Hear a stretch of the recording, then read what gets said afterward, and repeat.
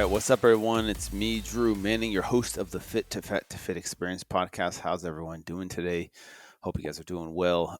Thank you for tuning in for another episode. Today, I have a good friend of mine, Stephen Jaggers, and I just recently did a podcast last week talking about my breathwork session that I did with a company called Somatic Breathwork. And in that episode, I talked all about my breathwork experience traveling out to Austin, Texas to become certified as a breathwork practitioner through the company Somatic Breathwork. And Stephen Jaggers is the founder, creator of this breathwork modality called Somatic Breathwork. And so I'm super excited to introduce him to you all. He's an amazing, amazing person who created this breathwork modality that I'm becoming certified in. And I will soon be taking clients to put them through breathwork sessions. And if you listened to my episode last week, there'll be a link to it in the show notes. But you'll hear me talk about how transformative that experience was for me, and how I've had a lot of powerful experiences with breathwork. Breathwork is one of those things that I think is a tool that everyone should have in their tool belt of things to help them manage stress in life, to deal with anxiety, traumas. There's lots of tools, right? There's things like therapy, journaling, meditation. I think there's a lot of tools that we should have in our tool belts. And so Stephen Jaggers, the founder of this, we dive deep into his story of where he first started and why he got into breathwork in the first place. And he has a really interesting story with his parents being drug addicts and him having to work through that, difficulty as a child, and how that made him into who he is today. So I'm really excited to introduce him to you all. Before we jump into this episode, just a reminder that every episode is brought to you by my supplement company, Complete Wellness. Obviously, I've had my supplement company for years, and if any of you take supplements, I think supplements are one of those things that is definitely not 100% necessary, but it's one of those things because of the fast-paced lifestyle that we all live in. We live in a society of convenience, right? Having supplements can definitely help out in situations to make eating healthier more convenient, where you don't, not everyone has time to meal prep and cook all the time. Having supplements can definitely help out with nutrient deficiencies and getting in, adequate amounts of protein when you're pressed for time. And as a single parent myself, I know how difficult that can be. So Complete Wellness is my brand of supplements. There's 3 criteria for every single supplement, and that is it's got to taste good. So all of our products, I think, taste amazing, and from feedback from you all agree with that. Number 2, it has to be affordable. So if you look at our prices compared to other companies, it's definitely very competitive. I would say it's not overly priced. And the last criteria is high quality ingredients, right? So if you go and look at some of the cheapest products out there, you kind of get what you pay for in some situations when it comes to supplements. And so I'm very proud to say that each supplement that we offer at completewellness.com meets those 3 criteria.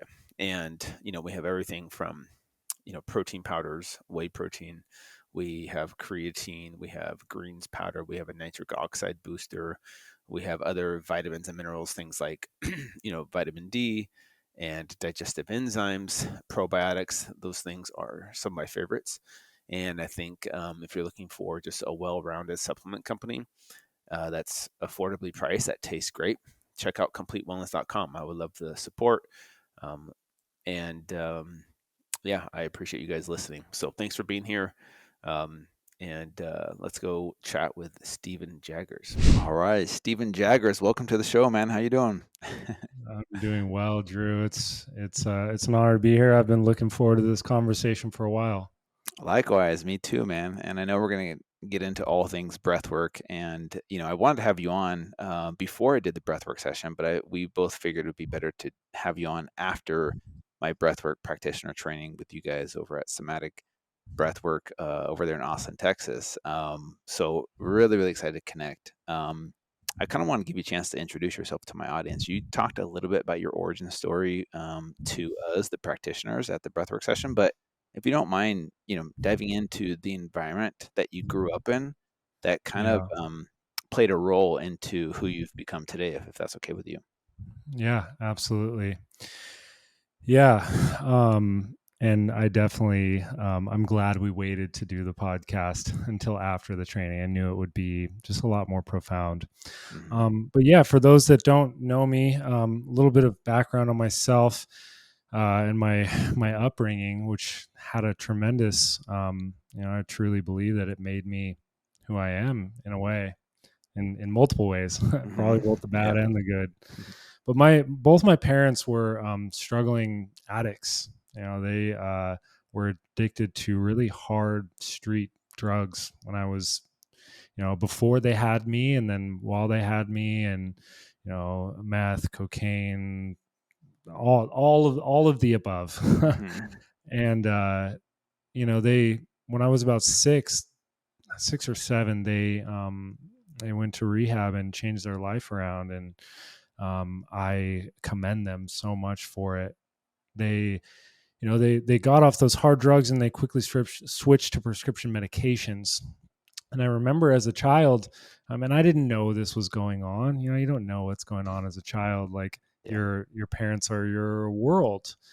And I watched them start moving through different prescription medications and going to the doctor every couple months. And I would always ask my mom, like, can you come to my sports games, or how about you come out and meet my friend's family, and like, let's go out and do like family activities. And she was struggling with severe anxiety and depression, and Yeah. I didn't know exactly what that was, but I could feel it all. And I watched my Yeah. dad as well struggle with anger, and he turned towards alcoholism, and Yeah. was really much a workaholic alcoholic, and so much stored anger Mm. inside of him. And my mind didn't know what was going on, but my body knew that something was off. And as I continued through school, and they really gave me an incredible life. I'm so appreciative. But as I continued through school, I always played. I loved playing sports. I was always the kid running outside, skateboarding. I was an amateur skateboarder, sponsored in different Wow. competitions, and I played basketball up into college.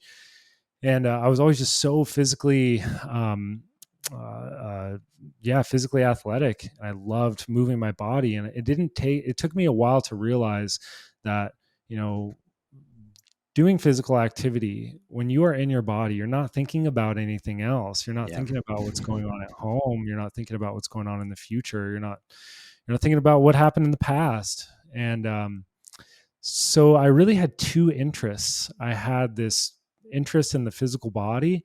I had a lot of injuries from skateboarding, so I really wanted to help like heal myself. Um, and then I also, I really wanted to study psychology. I wanted to understand what makes people have anxiety. Why Mhm. do people have depression? What are these symptoms of, and how do we get to the bottom of it? Because watching my parents switch prescription medications every 6 months and telling me that, okay, after I do this medication, then I'll finally be happy. Then I'll finally be able Mm. to do this. And I went down those routes of physical therapy and addiction psychology, and I still just, inside of my body, I did not resonate with the way that things were being taught.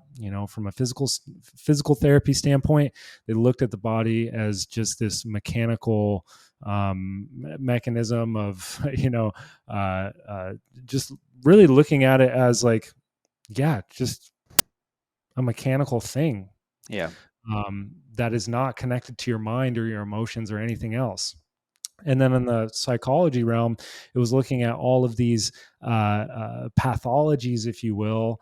Um, Basically, the route of healing those is just to mask them with different pharmaceuticals. And they even have a book called the DSM. It was the DSM-4 at the time, where all of the diagnoses are in there, and if someone has these symptoms, then this is the pill that you give them. And Mhm. so I just ended up dropping out of both of those, and it took me a couple years to kind of and through those 2 years, I started to have a little bit of a spiritual awakening, if you will.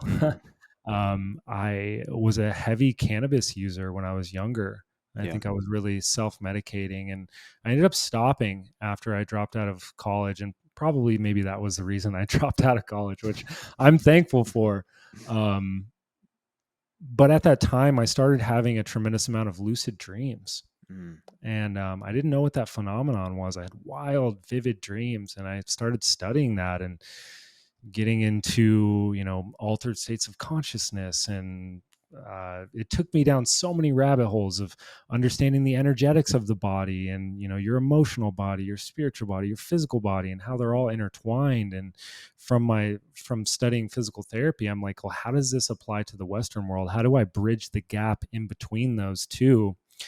And shortly after that, I found a naturopathic medicine school that taught, you could go to school for different body work, yoga, life coaching. You could even become a naturopathic doctor and acupuncturist there. And I fell in love with it, man. I signed up. I knew I felt that sensation inside of my body that this was the route I wanted to go. I started studying all different types of body work, from Western body work, injury rehabilitation, neuromuscular therapy, fascial stretch therapy, functional range conditioning. I was doing,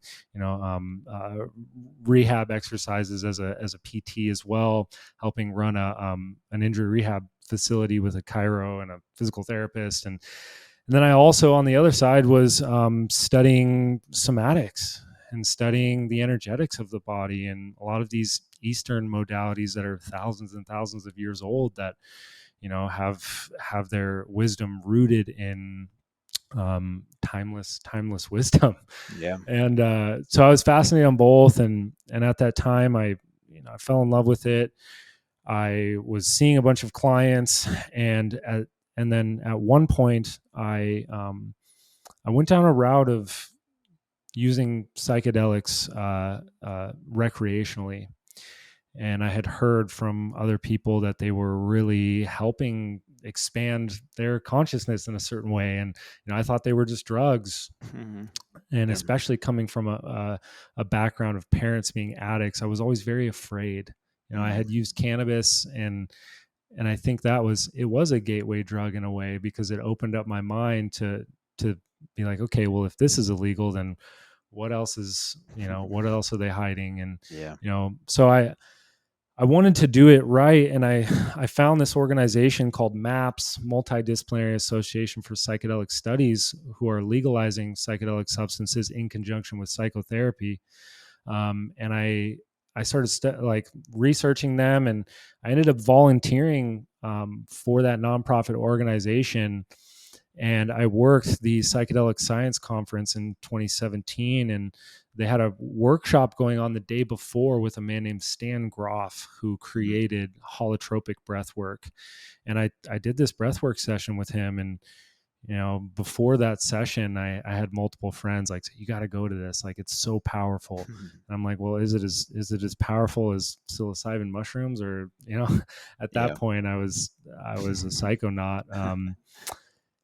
And I had more physical release in my body from this breathwork session. And after that physical release, I had a massive amount of emotion come up that I had never felt before: anger, sadness, laughter. I had this when I was 17. I went to the doctor, and I had back problems, and they did x-rays, and they're like, you have a little bit of scoliosis. You have a kyphotic curve in your thoracic spine. Your spine is actually fusing together a little bit because of your scoliosis. And it was right in my solar plexus area. And so, fast forward, during that breathwork session with Stan Groff, I felt this pop in my thoracic spine. When I started being able to, after I got through the first couple rounds of really being able to access my diaphragm, I felt this pop in my thoracic spine. And as soon as I felt that pop, I was flooded with anger towards my father and my parents, for just not showing up the way I wanted them to. Yeah. And then that anger quickly turned into tears. And then the tears quickly turned into laughter, such as, why am I so hard on them to begin with? Because I'd never be here and studying the things that I'm into if I never went through that. And then after Yeah. that point, like I cleared on a somatic level, I released, and I had this clarity moment that, wow, I was studying all this personal training and injury rehabilitation and body work. Like I'm actually a breath worker first, Mm, because I'm always attuning to people's breath. Like if yeah. I'm working on somebody or I'm training somebody, and they're holding their breath, well, their system's in a defensive state, and whatever you're doing is probably not beneficial with them anyways. So I started studying lots of different types of breath work, from, oxygen advantage, which is more performance based breath work, and then the other side of things, which is holotropic breath work and Buteyko and Wim Hof and all these different types. And, you know, I started combining breath work with a lot of the other modalities that I was using with my clients. And fast forward a couple years later, I had this woman who was a therapist. I had worked with her for about a year, and at a certain point, she was like, "I actually I want to learn what you do. I want to do this with my clients. Hmm. Can you teach me?"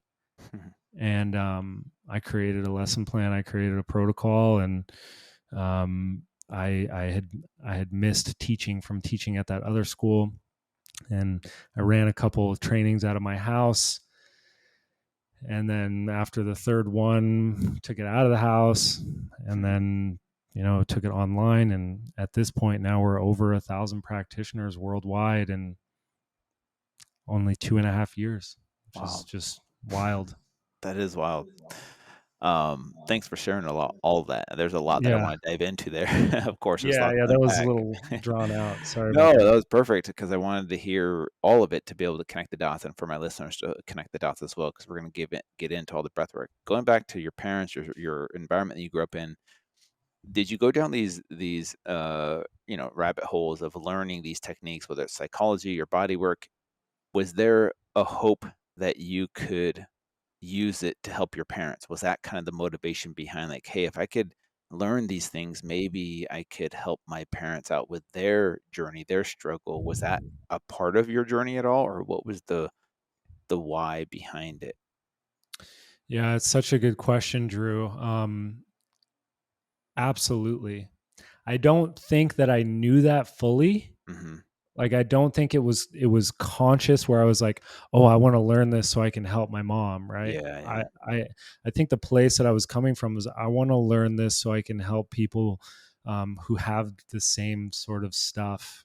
And I witnessed the same patterns in my mom and so many other families Yeah. and so many other people.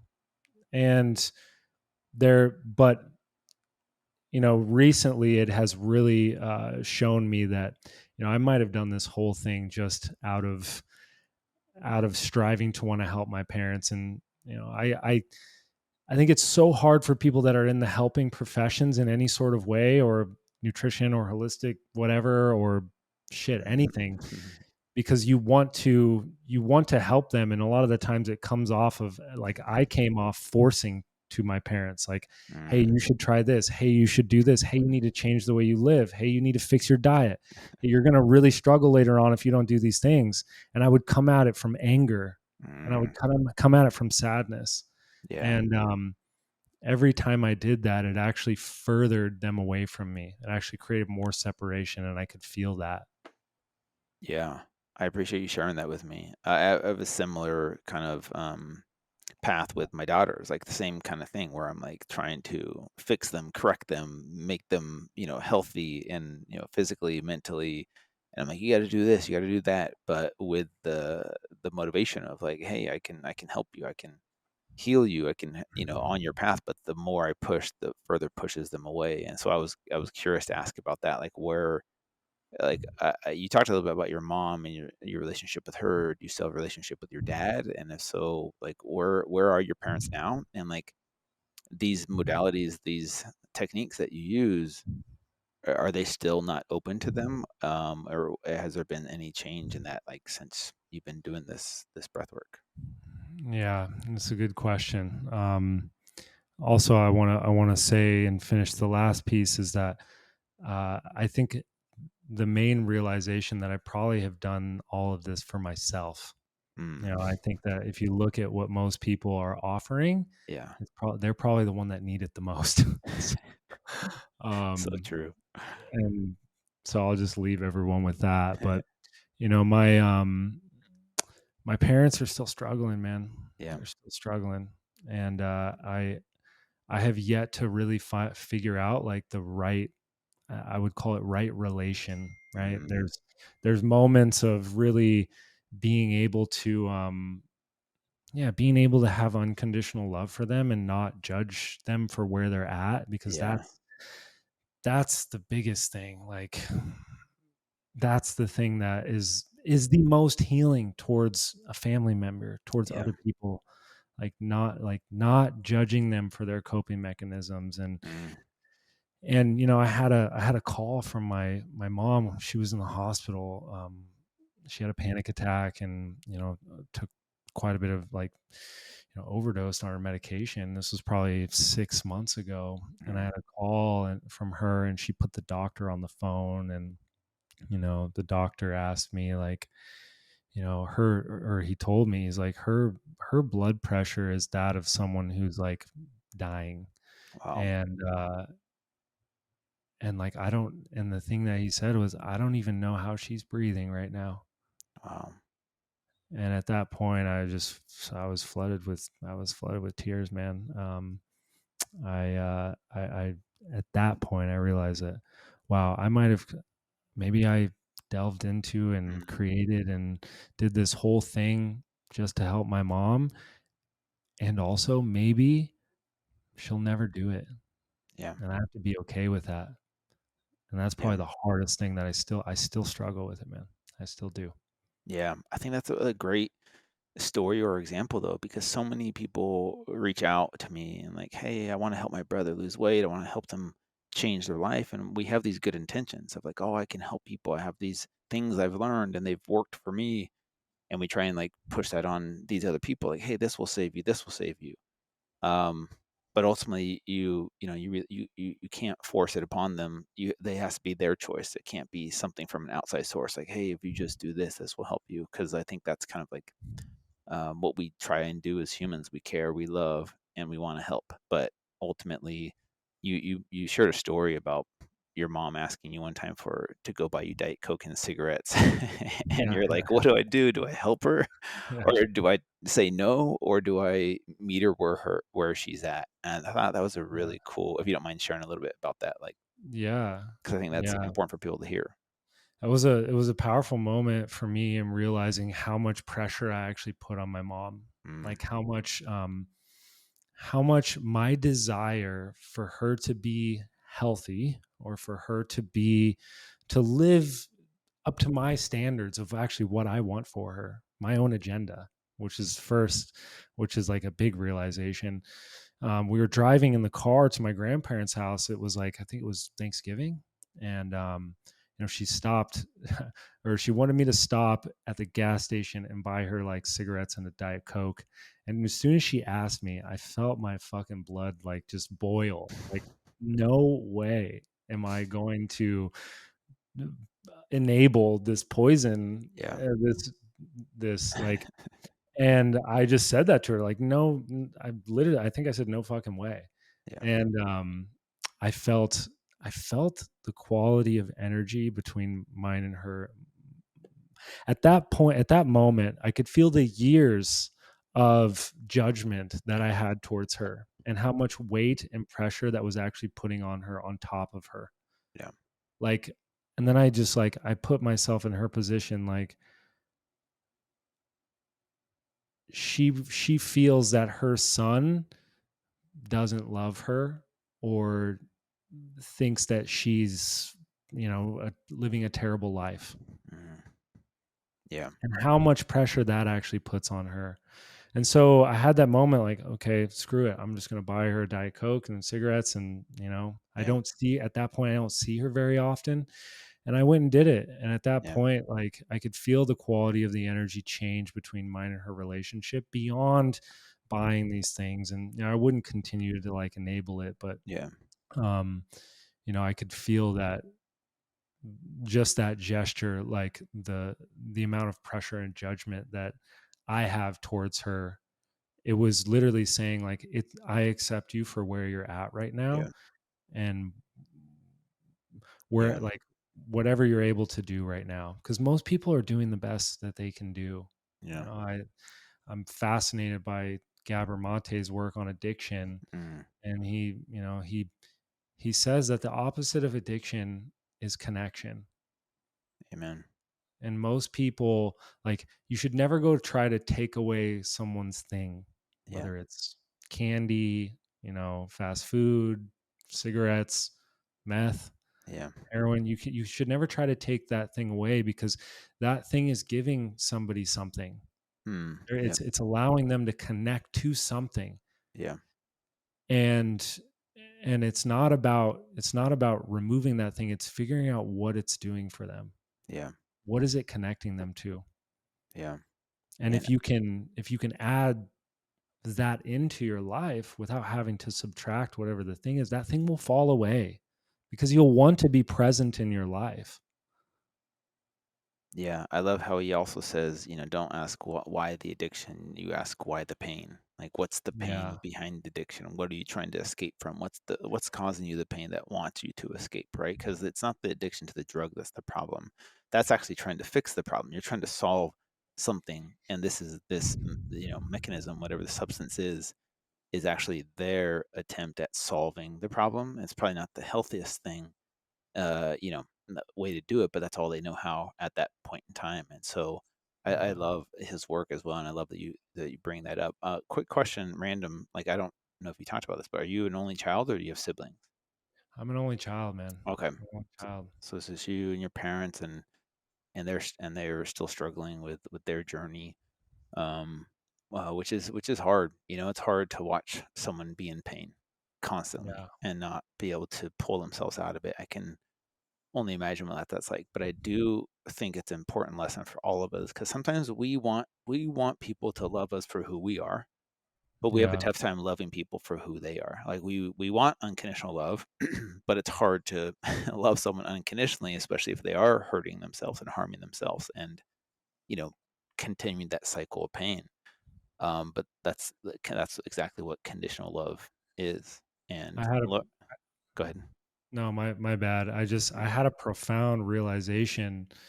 My mom visited me a couple weeks ago, right before the training. She stayed with me for a Oh, week, cool. and during the week, I get multiple calls in the evening where she might have drinking or taken some medication, like she's fucked up. And when she was here with me, she was completely sober. She was clear. She was happy. Mm, She was like, she was doing so good. yeah. And she was walking around, like, cleaning my house and making me food, and she found so much purpose in being a mom. Yeah. And I think that was, she really lost it whenever I moved out.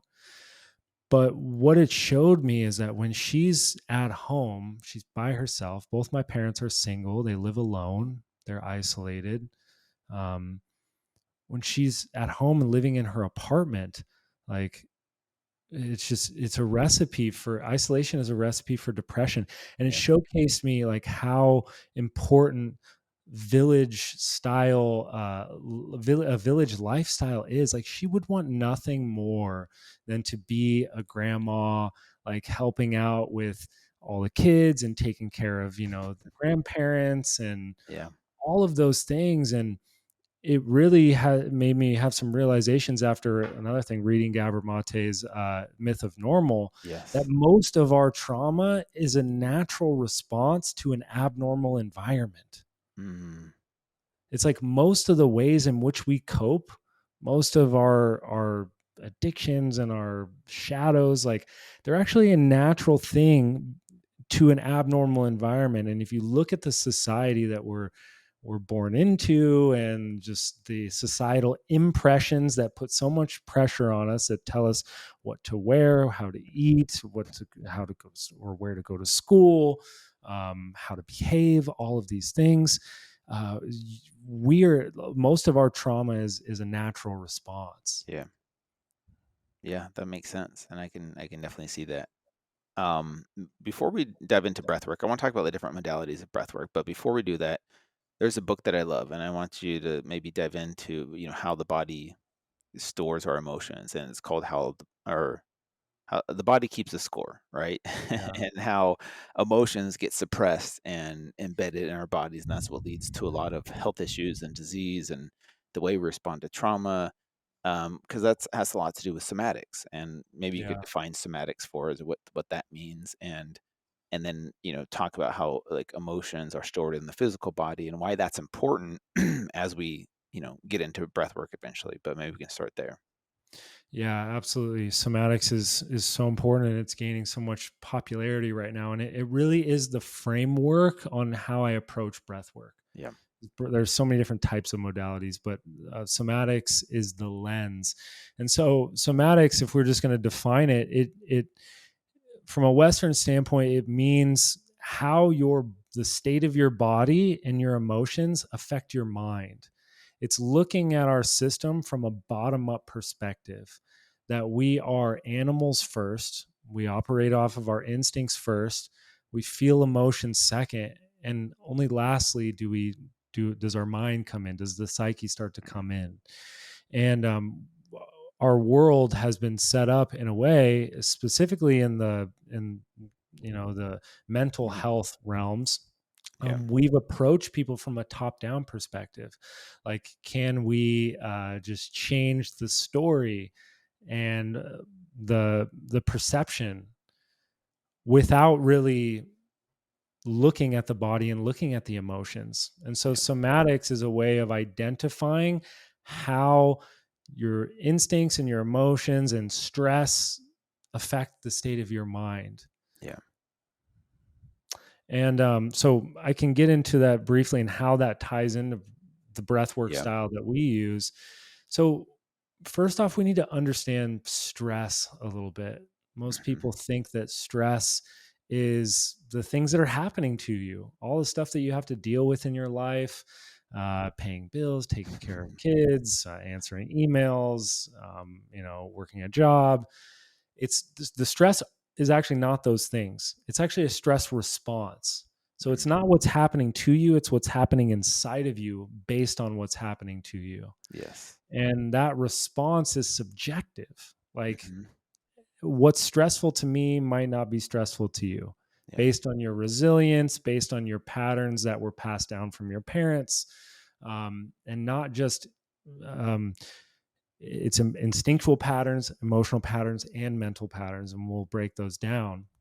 But so stress is actually the response inside of your body.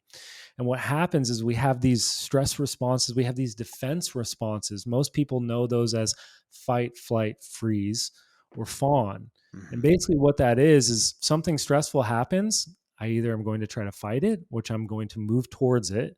I'm either going to try to flight from it, I'm going to run away, or I'm going to freeze and basically numb myself from getting eaten alive, if you will. Dissociation um, kind of thing. yeah, dissociation. I'm going to just check out. I'm Yep. leaving. And then fawn is, I'm going to change myself into what I think you want me to be. It's a little bit more complex, and it's specifically found in humans and a couple Mm. other animals as well. But so these defense responses that happen when something stressful goes on, um, it's really a contraction inside of our body, and it's to protect us in the moment. Mhm. But in our world, we have these left on all the time. We live in a world where we're constantly in a stress response. Most of us have been stuck in a fight or flight state our whole life. Yeah. And so it's very common. And there's a tremendous amount of physiological disorders that happen when you're stuck in a fight or flight. Your body's not able to repair itself on a cellular level. You're going to have a hard time digesting your food. Emotionally, you're not going to be able to connect to other people. Your relationships are going to suffer from that. Your headspace is absolutely affected from that as well. And so when something stressful happens to us, we have that stress response first, and it happens on an instinctual level. These patterns have been embedded in us through thousands of years of evolutionary biology. Yeah. And when I say that, I tell people, you are not your age. Like, however old you are, I'm 31 right now. Yeah. I'm not that old. I'm actually ancient Mm. because you came out of your mom and she came out of her mom and she came out of her mom. And it's taken thousands of years to cultivate these patterns that have kept us alive. Yeah. And they happen like this. They don't happen in our mind.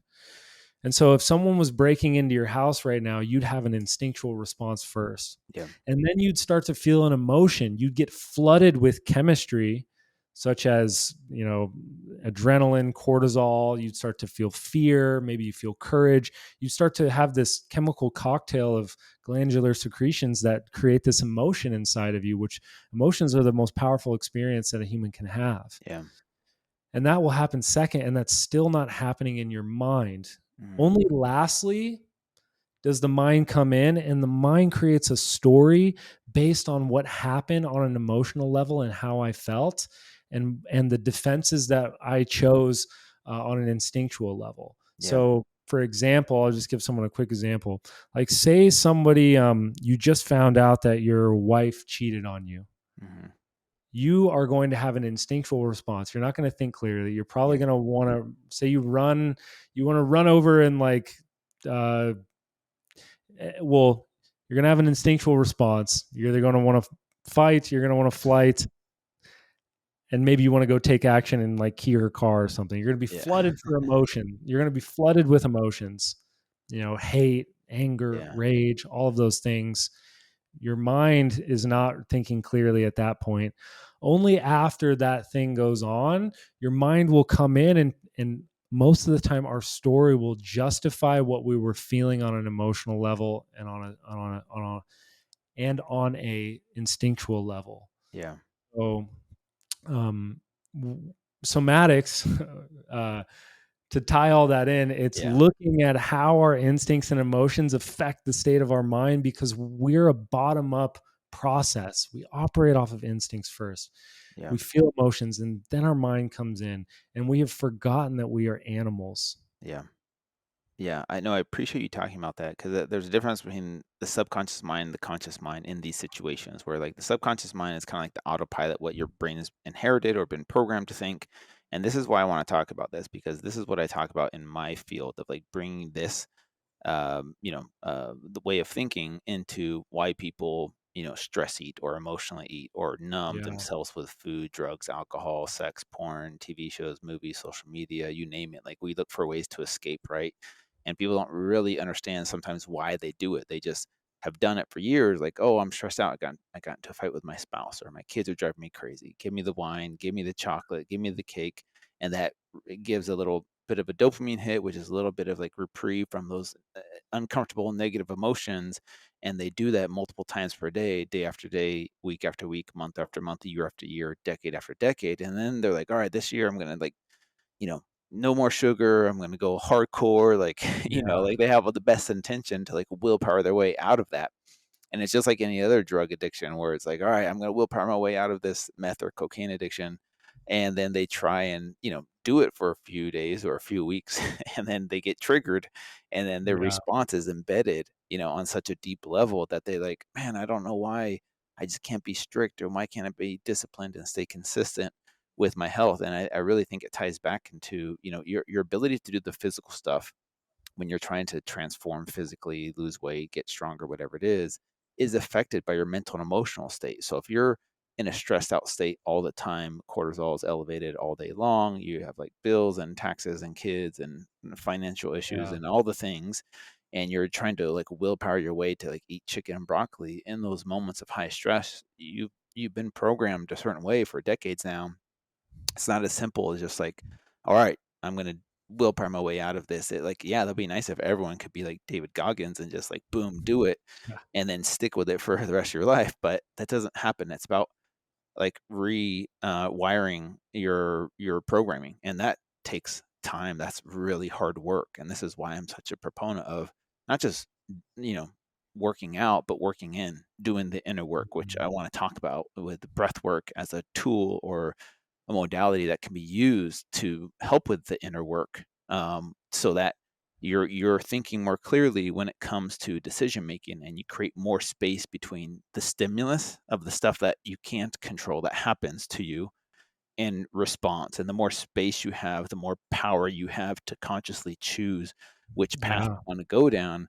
But the problem is there's no space for people right now. They're stimulated or triggered, and then they have a response that's already embedded in them Mhm. that they don't even have to think about really. It just happens, right? And so trying to create that space is where you can give people their power back. And I think breath work is a powerful tool now that I've been through the practitioner training and had these experiences. So I'm excited to dive into this with you to, help people like better understand themselves and then also give them practical tools that to take with them after this podcast to be like, okay, here's how to like rewire that pattern, if you will, and create that space. So yeah, so thanks for explaining somatics. Sorry to bring it all back together. Okay. Somatics. Yeah, let's talk a little bit more about breathwork and how this can be a powerful tool for helping people on their path. Yeah. Yeah. There was so much gold in what you just said. I mean, becoming, having more actual choice within your life. Most people are operating off of their patterns, which that's fate. Your life is played out for you. You're operating off of the subconscious mind and body because you cannot separate Mhm. them. Yeah, They're embedded within both. And, this technique is designed to create more space to eliminate these stress responses, these to break free from these contracted states of fight or flight. Which what happens when you're in that state is you're not able to make clear decisions. You're not able to think clearly. yeah, And so we can delve into the breath work aspect of it.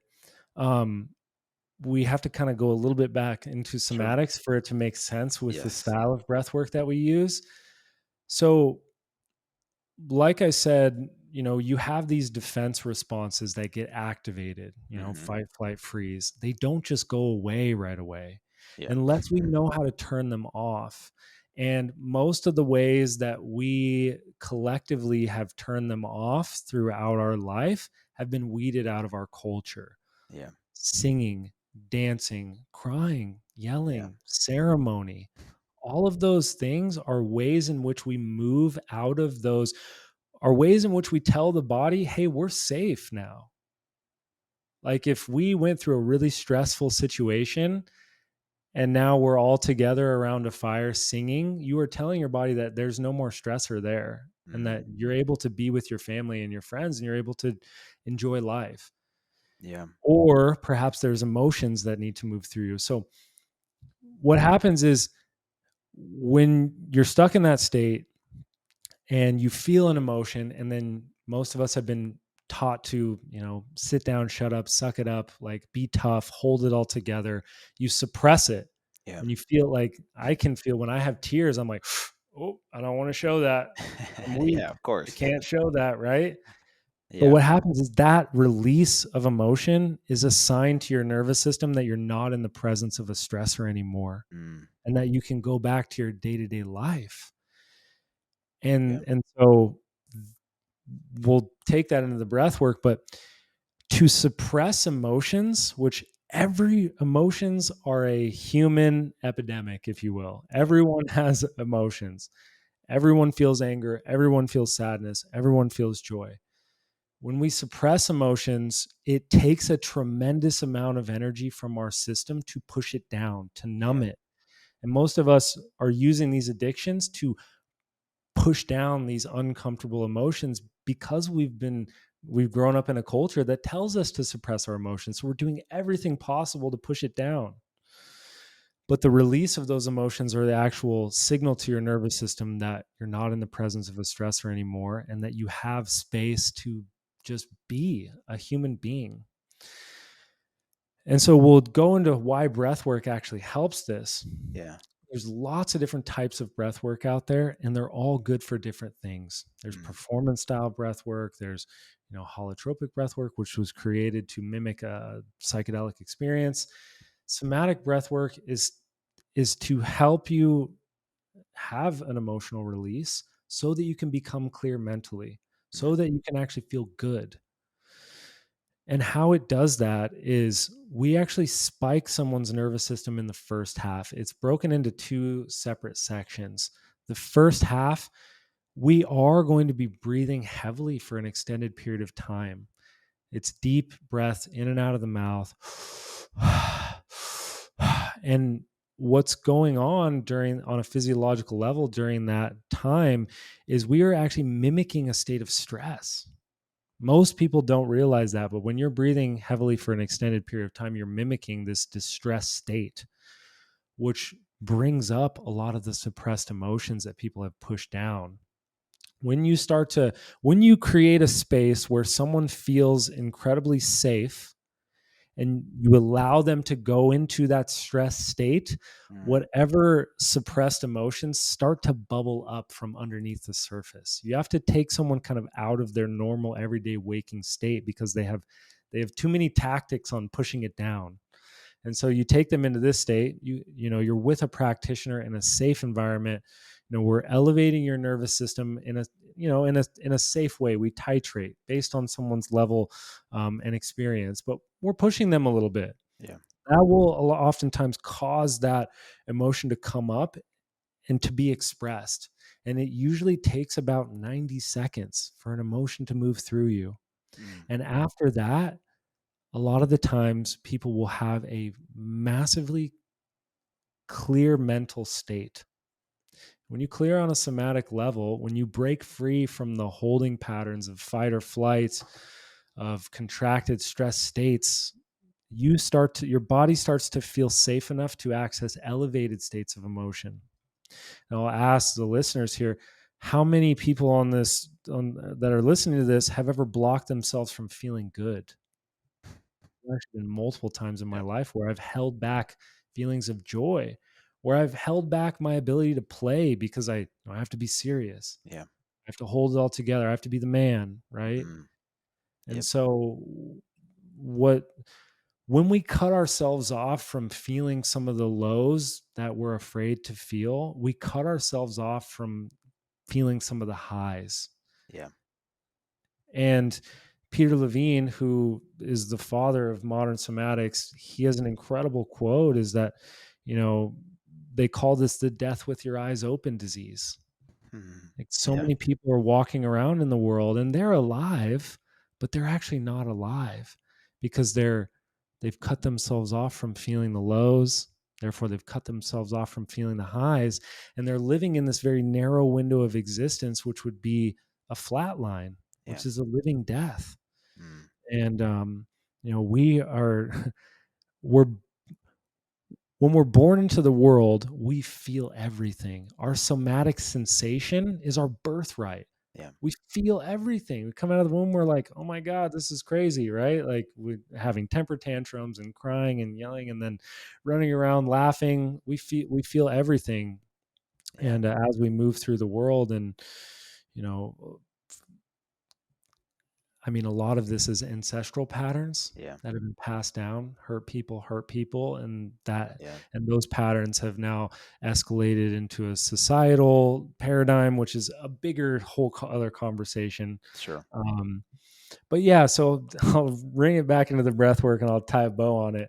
So we spike someone's nervous system using breath Yep. during the first half. And then that allows for someone to have this emotional release. And then once they have that release, a lot of times you might have a clear mental state. You might see clearly how maybe it's how you want to show up in the world, how you've been, holding yourself back. And Mm. then during that second half, we start to slow down our exhales. So we show the nervous system how to come back down into a parasympathetic state, into a relaxed state, while firing and wiring elevated emotions, repatterning these emotions of, wow, I actually love myself. Wow, I actually, it's okay for me to feel joy, happiness. And we start to show the nervous system that it's okay to go into the stress state because you need to learn how to turn it on and you need to learn how to give yourself permission to release emotion in a healthy way. And then show the nervous system how to come back down into a relaxed state and how to feel elevated emotions. Yeah. And there's so much more there, but I don't want to go too much. No, that's perfect. We can pause there. There's a video that you described at the training talking about, I think it was a deer that was being chased by a cheetah or something. Can you dive into that and why that's important? Because I think that kind of Yeah, mimics what we're trying to do here. exactly. Yeah, for anyone that's listening, you can look up these videos, and they're profound to just realize how stress and trauma gets stored in our body. The one is you're talking about the impala. If Oh you yeah. type in impala stress response on YouTube, you will watch this video of this leopard who has just basically seized this impala, and he's about to eat this impala, and a group of hyenas come and they scare the leopard away. Now what happened is this impala is in a literal freeze response. It looks like it's dead. And for any of you that have like a cat, I have a cat that would chase lizards, Hmm. and whenever the lizard would go into the free state, the predator doesn't want it anymore. It wants it when Hmm. it's moving, Yeah. and so there's a response there to just freeze, so that they think you're dead, and then they'll leave you alone. And it's also to numb yourself and just check out, dissociate, so Yeah. that you don't actually feel the pain of being eaten alive. Yeah. And so the breath stops, and that impala is just stuck there in that freeze state. And then what happens is after a couple moments, the first thing the impala starts doing is taking massive, deep belly breaths. You see the diaphragm just start to take huge breaths, and then it starts shaking uncontrollably. Mm. And what it's doing is it's discharging that stressed energy out of its system. And the impala already knows what's necessary. Like, humans are the only things that we've lost touch to our natural body rhythms and ways in which we move shit out of our body. Yeah. And and you can imagine what would happen if that impala never did the breathing or the shaking. Mm. It would it would still think that it's being attacked by this leopard, and it probably would not live very long out into the wild. Yeah. And so you look at humans in our world where most of us are animals that are sick, that are stuck in this stress response. And I'll also say that you look at children, something happens to a child, they immediately start throwing a temper tantrum. They Yep. immediately start moving it through them because it's not in their head. Their body knows that if they don't do something right now to move it through them, then it's going to get bottled up, and it's Mm. just going to become exponential later. Yeah. Yeah. And then we become domesticated to suppress that as we get older because Yeah. it's not cool for an adult to throw a tantrum. Even though we Yeah. do it, I see a lot of adults throwing temper tantrums. They're just like a child in a grown-up's body, just throwing a temper tantrum a different way. But I get exactly what you're saying. And this type of breath work allows you to express that emotion in a safe environment, whether it's anger, rage, sadness, happiness, joy, and just be able to express it however it's expressed, right? And like I do Yeah. want to talk about that as like some people's responses to these emotions. If people are in a group breathwork session, yeah, you'll probably hear people cry, scream, shake, laugh, all the things. Like lots of things are Yeah. happening to lots of people, and it's different for each person depending on what emotion they're expressing. But I want people that have never done it to kind of understand what that looks like, and so just to let people have their experience be what it is, because yeah, if you're going into it thinking it's going to be Yeah. silent and quiet the whole time, it's not. And it's crazy how I've seen even in our session, yeah, like a lot of people were doing all different types of things, and it was a different experience for each person. So I want people to understand that, like, that's going to happen probably, and it's okay to have it happen the way it happens, Yeah. right? And you create such a safe space for people. I think that's the key right there. Is okay, what's the difference Mhm. between somatic breathwork and holotropic or Wim Hof? Because people are going to ask these questions. So maybe describe a little bit about like, hey, this is what's like, I kind of described it already, but like this is what can happen. And Yeah. then holotropic breathwork, that's a whole nother experience. And then Wim Hof, how would you like, is that like they were kind of Yeah. doing that, but like maybe describe the differences because those are popular.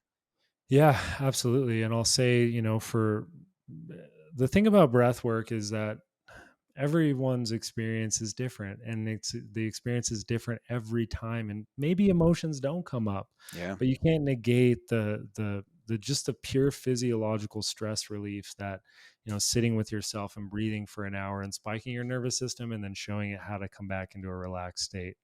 But a lot of the times emotions will come up, and everybody's emotions are different. And I have so many people ask me, like, or just message me on Instagram, like, why is this person yelling and screaming and wailing all over the place? Like, are you doing an exorcism? What is this? Like, this is the devil's work. Yeah. And I'm like, guys, we are emotional beings, Yeah. and emotions are energy in motion. They have to go somewhere. Yeah. Like, everyone feels emotion. And if they're not coming out, well, then they're bottled up inside, and then they become passive. Like, you Hmm. look at passive aggression. Yeah. Passive aggression is anger that has been stored inside of you that now leaks out in very sneaky ways, probably on the people that you love. Yep.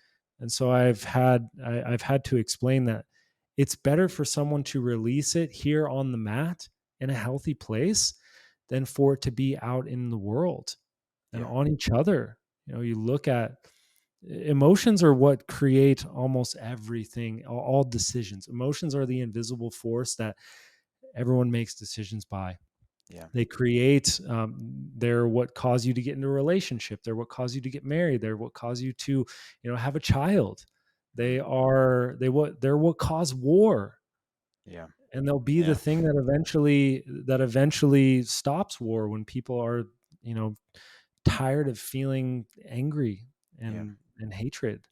And so emotions, like, we're starting to see this massive realization of how important emotional intelligence is, in our world. And so I'll explain the difference between a few of these breath works. Wim Hof is similar to this in a way, Yeah. but what it's the thought process behind Wim Hof is, it's called hormetic stress. Mm. So what that means is we're taking your system through good stress. Wim Hof is done for a shorter amount of time. It's a similar style of breath work, and there's breath holds, but basically when you're breathing heavy, you are you are taking your system into a stress state. So you're training yourself to be able to deal with stress, Mm. and you're training your nervous system to actually deal with, to become stronger, to become Yeah. resilient. We live in a world where most of us are quite fragile. Yeah. And remember, when I talked about stress, it's subjective. Yeah. Nowadays, people don't like your Instagram thing enough. People, like, I watch kids nowadays, like, that could be incredibly traumatic and stressful. Yeah. It's Yeah. we've come we so it's the practice of doing hard things. Mm. That's what Wim Hof is. Yeah. But it's not so much based in emotions. When you start getting into longer sessions, that's when emotions start coming up. And you get into somatic breath work, which is traditionally done for about an hour. It's around 30 minutes of intensity and 30 minutes of regulation and or down regulation and repatterning. And it's really designed to, not just on an emotional level, but to move your body in ways you haven't let yourself move. I mean, we call this parasitic tension, Mm. which is, you probably have so much tension in your body that you're actually not even aware that you have. You go get a body work session, and someone, like, starts working on your traps or your lower back, your QL or your hips, and you're like, holy shit, it's so tight, it's so tender. Well, you're actually not aware of how tight that part of your body is. Yeah. And so it's draining energy from your system to maintain that tension. And so, not just on an emotional level, but a lot of the times it will, doing that type of breath work brings up completing whatever physical action you needed to do, Yeah. whether that's like shaking, running. It's releasing tension on a physical level, and the same thing happens on an emotional level. Emotions come up, and like I said, in a healthy, emotionally intelligent, and emotionally aware individual, emotions take about 90 seconds to Yeah. move through you, and then you come back to clarity. I know plenty of people that have been holding on to anger for probably 20 years. Yeah. And to think that it would take them, 90 seconds to move through it if they Yeah. actually allow themselves to feel. Yeah. And so holotropic is the longer version, which I don't necessarily recommend to people unless they've done lots of other breath work. It was created by Stan Groff, who was using LSD with his patients in the 60s, and then they criminalized it, and he realized how powerful it was taking people into altered states of consciousness Mm. for their own healing and release. And so he, wanted to mimic that, and basically has people breathe heavily, very heavily, with no breaks for 3 hours. And what you're doing is you're mimicking an NDE, which stands for near death experience, and the Yeah. body starts to release and secrete DMT. And a lot of times people will have a psychedelic experience from that, which can be incredibly powerful. And he has multiple studies done on holotropic breathwork, done with groups of individuals that have been in mental hospitals that have said, this breathwork experience was more effective and more powerful for them than any sort of other treatment or prescription medications that it. Wow. I remember reading something around 75% of them had a mystical experience, if you will, that gave them a connection to a higher power that made them actually want to live from a place Wow. of purpose, which is just, it's so powerful, man. And it's Yeah. hidden behind our nose. Yeah. It's literally, we're not taught this from childhood. We're not taught Yeah. about our body. We're not taught about how to regulate and control our state. It's unfortunate. Yeah. It is, and I'm grateful that these kinds of things are becoming more mainstream, and you now have, a practitioner training for people to become certified in and pay it forward and put other people through this session, because I'm blown away at how amazing my experience was there in learning these Mm, techniques and then experience it myself and then being able to like put other people through it. And I do think this is something that can, yeah, it can pay it forward to help people, because I think, yeah, the holotropic breath work, I had that experience in Costa Rica one time at this place where I did ayahuasca, and it was a really cool is experience it because I've rhythmia? never rhythmia. Yeah. Yeah, and so the first night you do some breath work, and I was like, "All right, I've never done breath work." This is in 2018, and it was a very deep, profound experience. And I would say that somatics, like going through you guys, I liked the the breakup of like 30 minutes of like that intense breathing, where you still get kind of that psychedelic like experience that like you're putting your body in a stress state. You do feel, like almost out of your body in a sense, but then the repatterning is very powerful, where you're kind of like Mhm. in a blissful zen like state that helps you kind of integrate what you just experienced, like those emotions that you released. So I think, and not having to do it for 3 hours, like that's a lot Yeah. and it's intense. So I think it combines the beauty of that, but making it in a shorter way of doing it. And it was very, very healing for me, to be totally honest with you. I just Mm. did a podcast last week where I talked about my full experience with you guys. And if people want to Oh, go listen to man. that, that's available on my podcast. But yeah, I did want to ask you if you're open to it. I think this would be a great way to close the podcast, is just to do like a daily kind of like reset practice that we can leave people with. I'll do the breath work with you if you're okay with that. Sorry to put you on the spot. I didn't talk to you about this Yeah. before, but I was like, hey, could we just do like a mini breath work session, not a 60-minute, but like, yeah, just a couple minutes of something that people can do like on a daily basis, where because I found that like very powerful. I put some other people through that daily practice, and I think it's a great tool to where like, hey, Mhm. you can access this anytime you want to. If you're in a stressed out state, if are having, yeah, like a lot of stress in your life and you want to like de-stress and kind of disconnect from those like, those emotions, this is like a daily practice, and you're the best at it that I know. So Uh, if you're open to that, if not, that's cool. We can do it, some no, other man, time. I would be honored, and I'm excited to listen to your experience. It was absolutely an honor having you there, and it was a powerful Yeah. it was a powerful 4 days. But yeah, well, let's get into this Yeah. this daily practice, and it's Okay. it's very similar to the longer session. It's we're gonna go for 2 rounds. Okay. the first round, we're going to spike your nervous system a little bit. Okay. So it'll be deep breaths in and out of the mouth, all the way down into the belly, pulling it as deep as you can. It's really not about how fast you go. It's about how deep you can pull it, and not just into the belly, but expanding into your sides, your rib cage, your lower back as well. And during this first round, for your mind, the way you can kind of orient yourself is, when I'm spiking my nervous system, I'm really trying to just figure out, what is it that I want to, what am I carrying? What baggage am I carrying right now? What stress am I holding on to from the day? Or, maybe it's from the week, or it doesn't have to be ancient stuff, but what do I want to get rid of right now? Just use the breath and kind of clear that out. Okay. Um, and then we'll do one breath hold in between. And then that second half, we'll have you switch to in through the nose. And I'm just going to start to slow you down, and we'll start to work on elongating our exhale.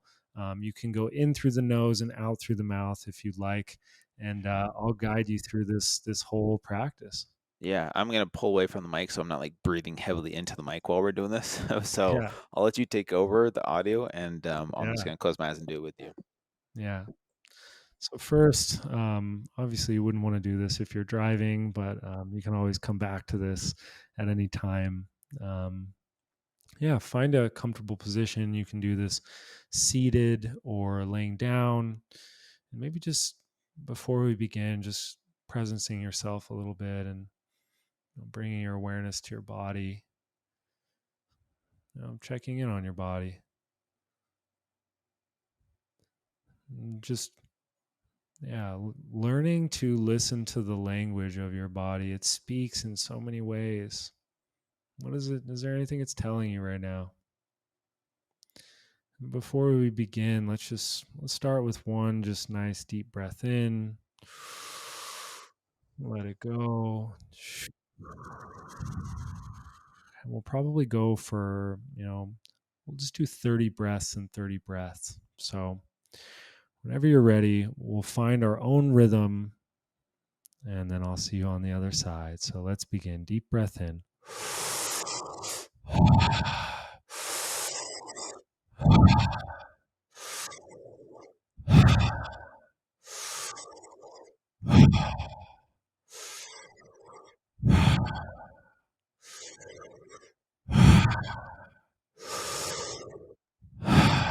Keep going. Find your own rhythm. Maybe there's a little sigh on the exhale.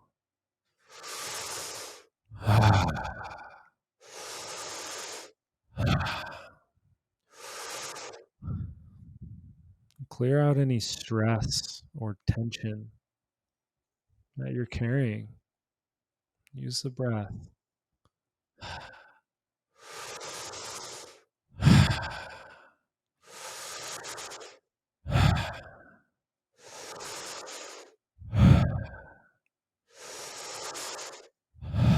We'll go for 10 more.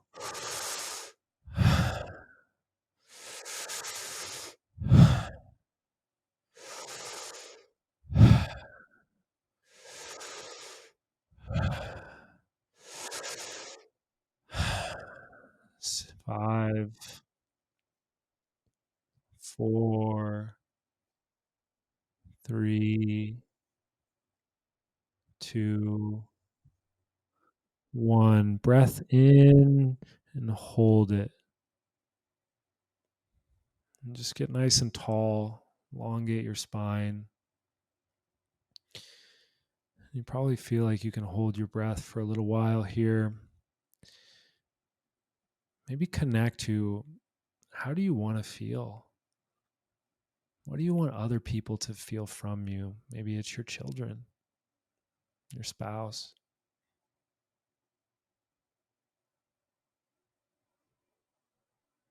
How do you want to show up?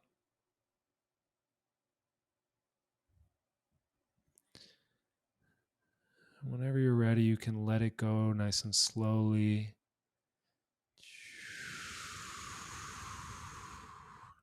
We're going to switch to in through the nose. Deep breath in through the nose.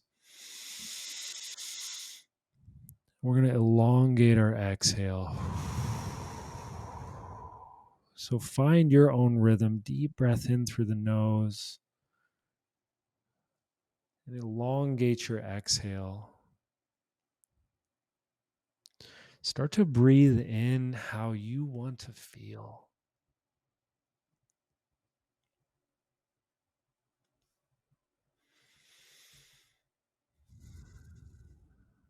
How good can you let yourself feel?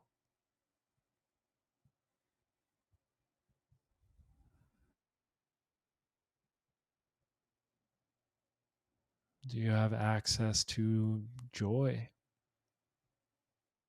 gratitude?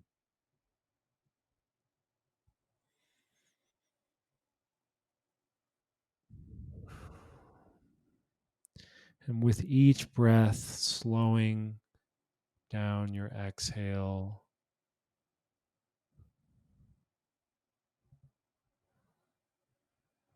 slowing it down and feeling it more.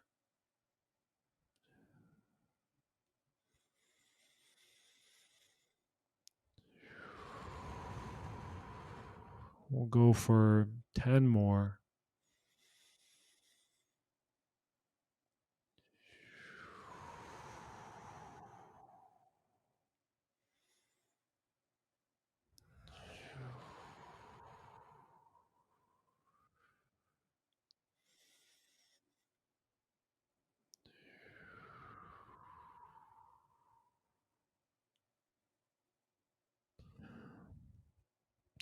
Last 2, breath in.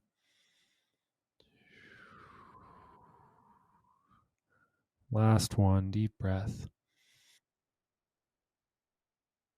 Let it go nice and slowly. Maybe hold it out for a moment. You don't have to hold it out for a long time, but maybe seeing what it feels like to be empty and to be still. And yeah, whenever you're ready, you can come back. And a lot of the times, this will send me into meditation or creativity. I feel often very relaxed afterwards, present here. How do you feel?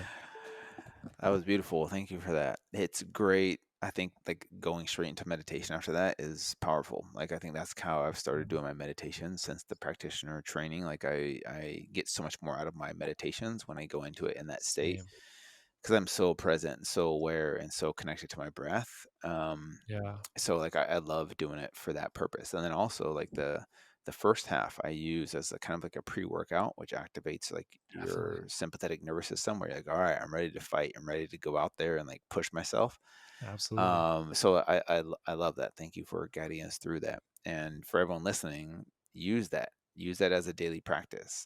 Come back to this, little section of the podcast if you want to record it, or maybe I'll make it available for people on my website. So it's just another daily tool, right? Not everyone has time to do a 60-minute breathwork session. Which, by the way, if you Yeah. recommend it for people, like is obviously more isn't always better. So what would be a good recommendation for people to do the 60-minute breathwork? Yeah, start with this daily practice and just start doing it, as often as you can. You are what you repeatedly do, and I guarantee you'll start to see benefits from it.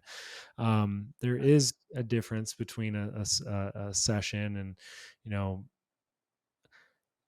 it depends. If someone is certified through somatic breath work, they're going to be gentle and sensitive enough. Like there is breath work, man, it's the wild, wild west right now. There's a Yeah. lot of people that are holding sessions out there that are it's quite unfortunate, but they're really pushing people past what's safe and Mm, you don't have to be necessarily worried, but they're you're taking yourself, you're mimicking a stress state. yeah. And sometimes that can be too much.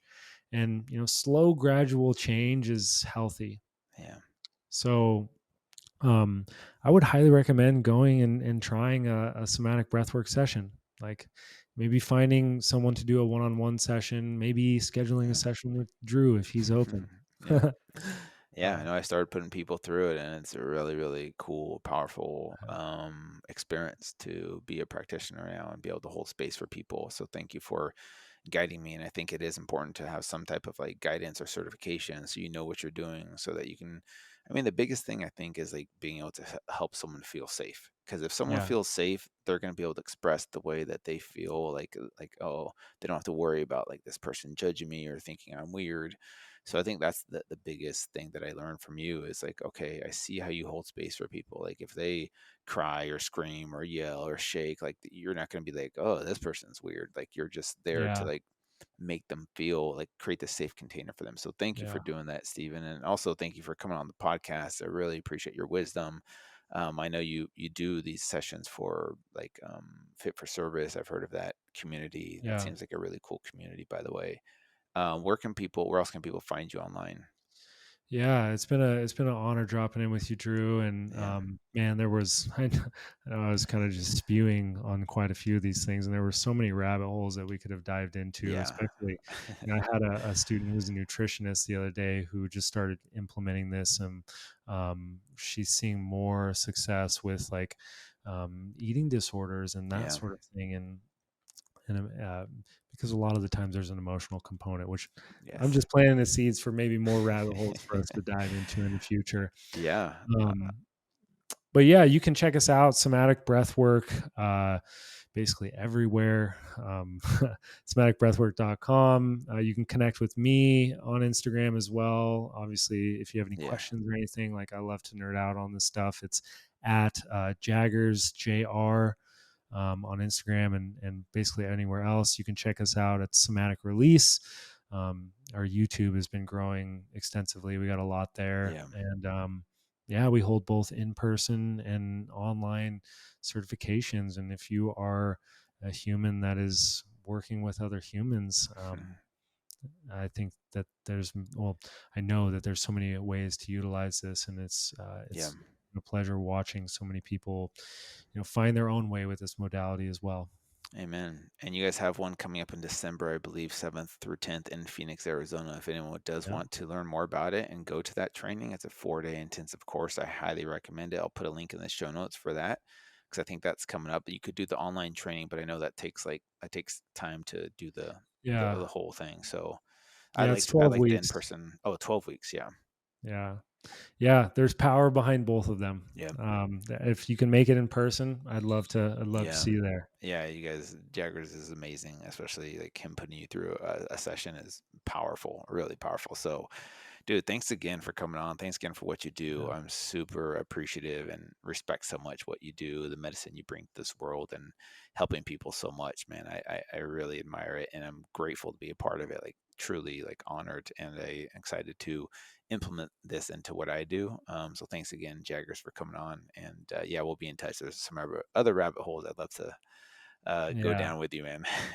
Yeah, I'm excited, Drew, and it truly was. I've watched your journey for a long time, and Mm, it's been very inspirational, and just how many people you've helped along your journey.